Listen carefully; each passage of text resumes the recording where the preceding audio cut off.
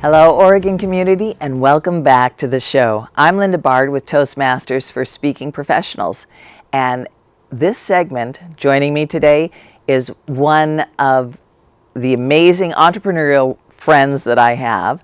She's love, dating, matchmaking, and life guidance expert, professional matchmaker Jacqueline Nichols, who's founded Discover Love Matches, and her agency provides a wide range of personal relationship and love support services. She has more than 20 years of experience supporting women and men to find success in their life, love, and relationships. And through her years as a love expert, she's matched incredible couples, saved many marriages, and officiated multiple weddings. Over that time, she's gained a unique perspective that truly makes a difference when individuals seek to raise their deserve level and enjoy life-transforming results. She's a powerful motivator, leads others to great accomplishments with her master guidance and spiritually intuitive gifts. So please welcome Jacqueline Nichols. Thank you so much for having me here. You're very, very welcome. So matchmaking is as old as time. It is. Yes, it is a very old profession, that is for sure. And you've been involved off and on for what, the last 10 years? It's actually 9 years coming up on our anniversary of getting started. So I've always been matchmaking. I just had different times where I focused more on the love coaching and more of my spiritual work, but now I predominantly do the matchmaking. Okay. So when you first started out, you mentioned that there was, the internet wasn't like very prominent. So was it just like, how did people connect back then, back in the day before the apps? Right. Yeah, there was a world before apps, honestly. It was a totally different experience. I actually used to do makeovers for people at a program in town that was well designed before the internet. So they would videotape on VHS and take your pictures and have you write a little bio, and you had to come in the office to meet people. And it was a really great experience. And while they were getting ready, I'm helping them with their makeup. And that's how I started kind of getting the first inkling of information about how a more personal service would work for people. And then the internet blew up and everybody was all over the internet. And I realized, well, we still need the personal. We still need a connection. These are just random people at 3 a.m. that decided to put a picture of who knows, or who they were 10 years ago or 20 pounds ago. Right. So I was realizing how much that personal touch and, connection made a difference. Well, and that's part of one of the complaints, I think, that people are, why some sites like Facebook have become so big, because it does allow us to stay in touch with friends and family at a distance, because we're not centrally located anymore in communities. Right. We get up, we move across the country.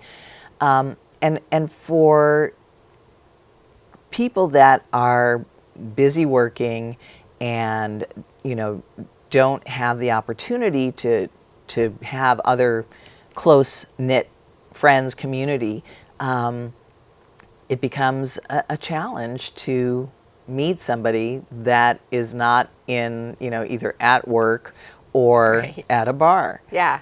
So what's your particular spin that you've put on this connection? Right. I love that you ask it that way, because I do have very active, very social people, but they're also super private. They don't want to tell everybody that they like long walks on the beach. So even though they're really active and they have a big support system, it's meeting the right person. And as much as friends and family can be fabulous at telling the little details about their single friends, just because they're single doesn't mean they're a match. So what I have found is that I'm spiritually gifted, so I connect at a deeper level with my clients, but I also hold activities and events so we can get to know each other, but also there's opportunity for a lot of organic matching. And then I have an internal program where everybody adds their information, so it just helps keep me organized. Back before the internet, I had rooms filled with white notebooks filled of everybody's information. So this just kind of keeps me organized to keep up with the supply and demand. But people just are tired of being so exposed, being online, and they really want to know that at least the people that learn about them, somebody has already kind of give a little stamp of approval. So that's a big part of the process. So it's almost like, although it isn't literally, but it is almost sort of like a background check. It actually is in a lot of ways. Amazingly, in 9 years, we've never had a problem. Even on that level, we've never had somebody complain that they ever went on a bad date in 9 years. And we've had hundreds of dates. Chemistry wasn't always there. Right. But the fact that they could go out, no one's ever said, oh, that guy didn't look like his picture, or that lady wasn't very nice, or they didn't get back to me. Because we're the middle person. If you're not nice, you're off our list. We have very high standards. But if you don't get back to people or communication's off, there's so many times I've gotten people to go on a second date because there was a misunderstanding on the first, and they're actually now married. There are a lot of times I've introduced people that initially it didn't quite work, but because I'm the middle person who knows them both, it made the difference. So you have this, you made a comment that getting involved in this industry, that people didn't know how to date as adults. Absolutely. I was shocked. That was my big turning point. Yes. So, absolutely. And of course, everyone, has some horror story of dating in high school or college or whatever.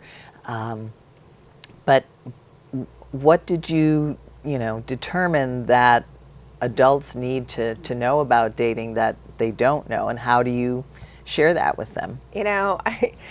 It's so funny because it was actually me finally having enough of my own bad dates that I was like, oh, Lordy. So I literally went on a date on the 14th of February and I started my business on the 21st of February. So in 1 week, one guy just crashed and burned so bad on that week that I was like, oh my God, he's such a great person.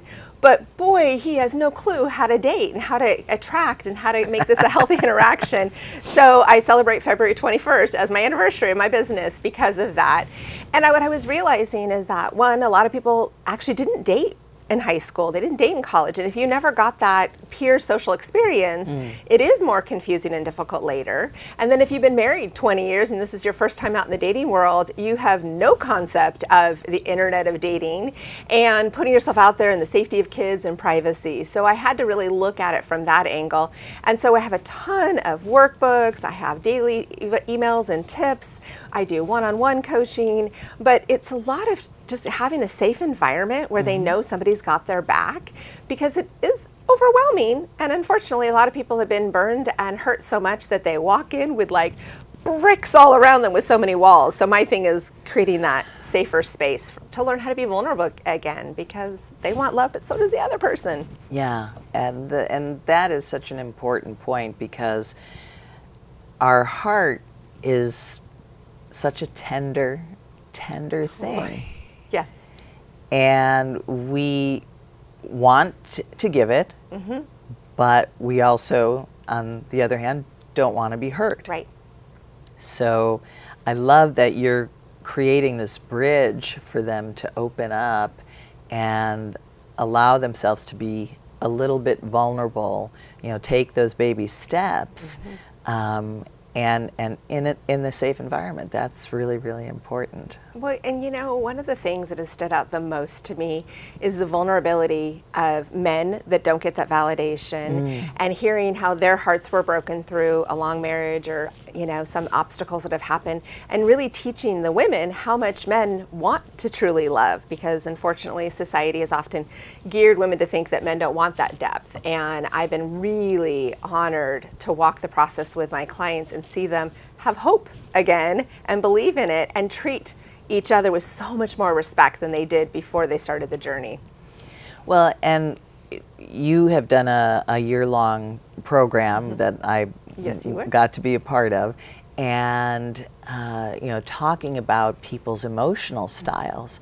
That's one of the things that we were able to bring to the people that are with your program, that we have to honor who we are, but also understand that that doesn't make us bad people if we need like personal space or Correct. We're just like, oh, what can I do for you, that kind of thing, and so honoring the parts of us without letting it get taking over our lives and continuously doing for somebody. It's like, okay, where can I learn how to set a boundary?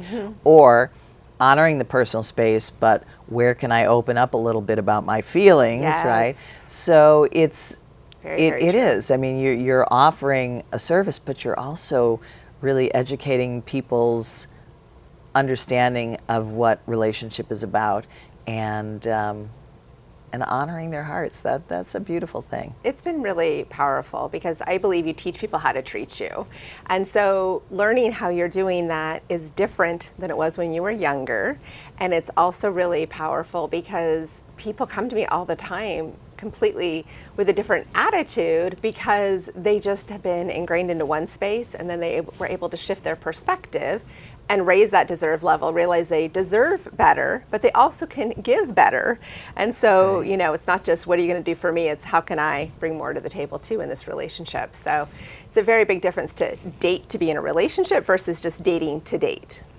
So, and I've been married 36 years, so I've been fortunate to not have to go into the dating game Right. at more than midlife. But you know, there's the stereotype, oh, you know, what do you like to do? I like long walks on the beach and stuff like that. How do you structure your questionnaires or the things that people fill out to give somebody, you know, an opportunity to talk about things that are important to them, Right. but also gives the other person some insight about things that they perhaps wouldn't have thought to ask, or, you know, didn't realize until that moment. It's like, oh, well, I have that value too, Yeah. or, you know. Yeah, commonality is nice, but also some uniqueness is really Right, good. right. And I have slightly different questions on my online site for organizing my members than, you know, random dating sites do. And one of the last question is, what does falling in love mean to you? And that's actually the one I notice clients respond to when they message each other, how that description touches them in a different way. And, you know, it's important to remember we don't want to date ourselves, but people think they do until they start to realize they're picking somebody who wants to do all the same activities and all the same interests. And then they're kind of like, oh, we're not really bringing anything new to this communication. So it's really an important part. I'm more about matching on lifestyle. I don't really believe in age matching, where most algorithms kind of do the age and all of those types of demographics that are really specific. But, you know, if you want to have kids, you need to date somebody who wants to have children too. If you want to retire, you need somebody who's about ready to retire. Right. You've got to look at how you're living your life, because that's probably one of the challenging situations is timing. Timing really kind of comes down to everything. Yeah. There are lots of great matches, but one's retired, the other one really can't retire for 15 years, and they just never get to do the similar things they want to do. So, you know, some obstacles you just can't overcome. It just depends where you're at. Yeah. So you've actually married some of the people that Yeah. have met through. That's like one-stop shopping. Right, I'm full circle here, girl. I got it all the way.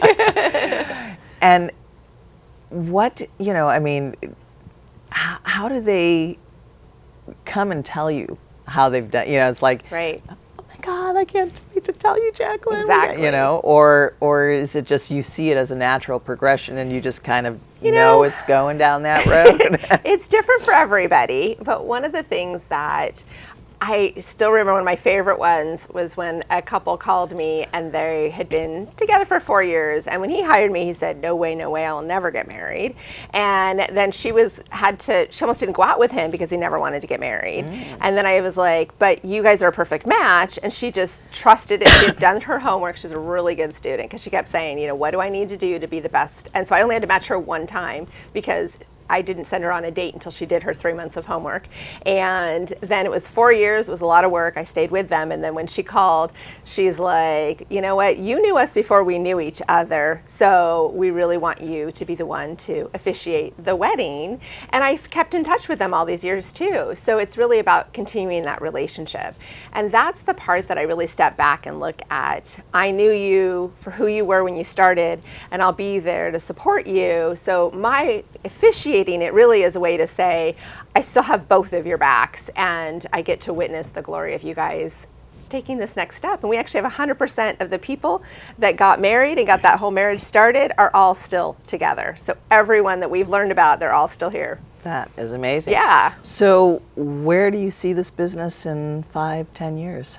Well, I am totally just taking over the world with being there for singles because it's a lonely place. It can be overwhelming and it's a hard place to process. And like single parents, I match the kids before I match the adults because I got to make sure that combination is going to be healthy where everybody is at. And if we could just have a better foundation, we could have a better transition. As much as we would love to all be married as long as you, the reality is that's just not always happening. So I love people that are married because that's less people I have to worry about getting matched. They're doing their thing. And so then I can focus on the singles and just give people hope, give them that possibility. So I see it just growing in more cities, more people having this opportunity because there's no matchmaker that does it the way that I do it, that's for sure. Well, for all of our single viewers who are willing to share their hearts, where can they find out more about you? Well, it's an easy name, discoverlovematches.com. So if you type that on in, you will be able to find a plethora of information and find out how I can best support you on your love journey. Thank you so much from the bottom of my heart. Absolutely, darling. All right. It's an honor and a privilege. Thank you so much for inviting me. Thank you for joining us on TV Toastmasters. We just love sharing stories that highlight people and events in our community. Hello and welcome back. I'm glad to have you here with us this evening for this segment of TV Toastmasters. I'm Leeza Steindorf, and I'd like to welcome you to the show of Good People Doing Good Things. This evening I have with me here Martin Rebhahn. He's a very engaged business person here in Portland, Oregon, and he's helping people in Portland declutter their businesses, their homes, and their lives. Martin, welcome. Nice to have you here. Good to be here. Thank you for coming. So tell me, I was very excited when I met you and saw the work that you're doing, not only in property management, but also in helping people really get rid of things and doing it in a great way, was my experience. Share a little bit about how you got into that and why it's important to you. Yeah, so I started the business back in October of 2018. It's been a good transition for me. I actually still work full-time, and then I do this on the weekends, and I actually have a very flexible schedule with my job, so that's helpful as well. So we've noticed, when we call large franchise companies to come out and do junk removal and removing of items, that they throw everything away. They don't do a whole lot of recycling, not a whole lot of engagement with the client, the customer. And so I kind of want to change that. I mean, I obviously have a locally owned business, and I like to be sustainable. I like to have items that I can take and sell or give away, and also work with several charity organizations. People always think of the nationally known companies like Goodwill and Salvation Army. I work with those charity organizations, but I work with other organizations as well on a smaller basis. So you even keep those donations at more of a local level. So. I like that. I like that you're working in the community, but also I like that you're taking things, you're repurposing them, or you're giving them to people that could use them. So it's we're not just ending up with a whole lot more garbage, but you're being thoughtful about how you go about doing things, not only with the items, but also with the people that you're helping, which I like. So there's recently there's been this book about decluttering your life. Marie Kondo has become the big thing. Spark joy. You take things in your hand, you see how you feel about it. If it sparks joy, keep it. If not, get rid of it. So there's really this whole movement worldwide, or I would have to actually say more in the affluent countries. We have so much stuff, and what do we do with that? How do we get rid of it? How do we repurpose it? And so that's where you come in. And I'm curious what it is that you do with the individuals themselves. So I know you work with businesses, but also with private individuals. So how do you help them specifically? How does that look? So I have all this stuff, and then I call Martin. Then what? Right. So sometimes it really depends on the customer's need. If there's a need for reorganization, you can provide some plastic tubs. We can kind of get rid of cardboard. We can consolidate certain items. And I've actually done this with several customers of mine where we look at a situation and we put piles of what needs to be donated, what can be thrown away, maybe what to either resell, and also just how to organize space. And so I think it's really that engagement process versus just like coming in saying, I'll get rid of all this, let's go, I have them the job to do. I like to have that personal time with the customer to work on that level. Sometimes there's like this letting go process that people kind of struggle with. So they will be hesitant on getting rid of things or even donating things they want to keep for themselves. So I kind of work with the customer, kind of encourage them to maybe move some items along. But obviously, I'm not going to have a bad engagement with the tenant, with a person, and if they're really convinced on keeping something, I'll just let them keep it. So it sounds like it's a process. You also help them. You help them let go, and by organizing, saying, okay, so what do you want to keep? What do you want to sell? It helps them to start thinking about, okay, so do I really need this? Would it be better somewhere else? Right. Or do I need to keep it for whatever my kids or for the future, what have you? Do you find that there are people? So are there certain types of people that you work with, like people who maybe are empty nesters and they're downsizing, or people that just have too much, or is there a certain type of person that you work with or business that you work with? Yeah, I've seen really all spectrums. And so I've seen a situation where someone has some old furniture and they want to do an upgrade. And so I've helped with that situation. Or they have an old appliance and they want to get rid of, and they have a new appliance, and I actually help them install the new appliance as well. Oh, nice. And then there's other situations where I've had people want to downsize a bunch of items because they really want to create more space in their garage. And so I really work with those tenants like that. From a business perspective, it's more of, getting rid of these items, and we have a certain timeline, like for example, storage units in an apartment complex or garages that they rent out in an apartment complex. They want everything cleared out. Now in that situation, I have a little more independence to kind of, do what I want with the items. But in that same regard, I still take sensitivity in regards to personal documents that people have. I bring them to the management office, have the items shredded, or I shred things on my own, and I still I still separate items that can be recycled or donated and thrown away. So it's the same sort of concept, even if I'm working with a homeowner. So. Very nice. So as a business owner, I mean, how great would that be if I had some offices or some storage units, as you say, that I would need to empty out, to know that I could call you and say, all right. Go do it. I don't have the time to take care of it, but now I've got somebody actually who's going to think through it like I would, right? Like, what do I need to keep? What's sensitive material? What perhaps could be repurposed in another office space or something like that? And then so you do that thinking and that action for them. For sure. Yeah. That's really great. Yeah, and even with like certain items like office furniture, there's an organization I work with to give the office furniture away. There are certain organizations that take building supplies. So if they're in good condition, like good plywood or cabinet doors, stuff like that. So I'm able to work with those organizations here locally and give those items away as well. So it sounds like you're very well connected with other businesses, right? Yeah, so for sure. Yeah, I've established some relationships already with these nonprofits. There's a nonprofit in Milwaukee that take clothes, especially children clothes and shoes. And so I kind of keep an eye out for the things like that. So I give those items to that organization. They actually give away the items for free. So I even focus with nonprofits that give things away for free, not necessarily take it and then they sell it. So it's even more of a benefit, I think, to the community to have those items for free, especially for folks that are single parents that are struggling financially. And I meet a lot of people that do struggle financially in my line of work in property management. So I think that's a really good incentive for myself to give items away to even charities that give it away themselves. Right, and that's one of the things I was excited about having you here for, is because the work that I do is to support people, good people that are doing good things, and to really take care of others. So you're in a business, you're earning money, you're helping people who are also earning money, but then you're also serving the community, people that are perhaps less fortunate, and also taking care of the environment, because I know you do also recycling with items. So I'm curious, what are some of the interesting things you found or situations that you've encountered? I can imagine there must be some things that have happened. Yeah, it's an interesting situation where I actually went into a garage to clean out, and it appeared to be a bunch of just cardboard boxes, but I actually found some really large acetylene tanks. And so, what kind of tanks? Acetylene tanks. They look like big welding tanks, but are filled with nitrogen.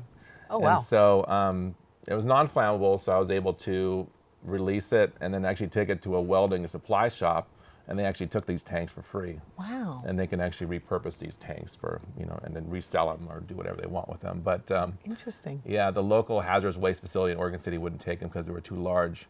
So I had to do some quick research to find out who would take these tanks. And so yeah, I had to do. It was all part of the job there on that. Also, it was interesting. You never know what you're going to find in a storage unit. People think that just a bunch of.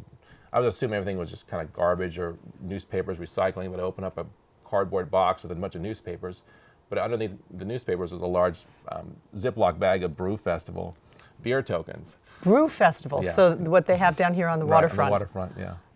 Oh, So, really? Yeah, that was interesting. So I was like, well, okay, I might take those because they never expire. So Are you going to tell us what you did with them? I have them. Oh, you still have them? Okay, Yes, folks. Well, here you I go. might utilize them or give some away, and I haven't really decided yet. So, but I counted them up, $98 worth of Brew Festival tokens. So Wow. yeah, so that was interesting. Very find. good. Also found some coins from Japan, some goodness gracious. some foreign money as well. So I did a little research on them. They're not really worth much. So also found some fake gold coins. So Okay. yeah, they had the word copy on it, but they were all encased in plastic, like they were the real thing, and they're actually interesting. quite heavy, but not the real thing. not You the had real them checked thing. out. I had them checked out by a couple different coin shops, and they said, yeah, this is just fake.